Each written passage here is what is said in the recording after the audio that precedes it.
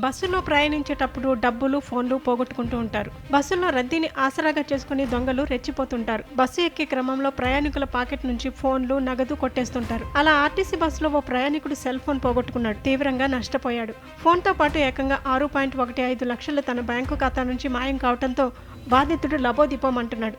ఈ ఘటన హైదరాబాద్లోని బోయినపల్లి పోలీస్ స్టేషన్ పరిధిలో జరిగింది. నిజామాబాద్ జిల్లా బోధన్కు చెందిన ఎం ప్రసాదరావు ఈ నెల 2న ఉదయం బోయినపల్లి బస్టాప్లో నాందేడ్ వెళ్లే బస్సు ఎక్కారు. కాసేపటికే తన ఫోన్ కనిపించడం లేదని గుర్తించారు. వెంటనే అప్రమత్తమైన ఆయన బోధన్ చేరుకున్నాక పాత నంబర్ బ్లాక్ చేయించి అదే నంబర్పై కొత్త సిమ్ కార్డు తీసుకున్నారు. అయితే కొత్త ఫోన్ లేకపోవడంతో ఆ సిమ్ను వెంటనే ఉపయోగించలేదు.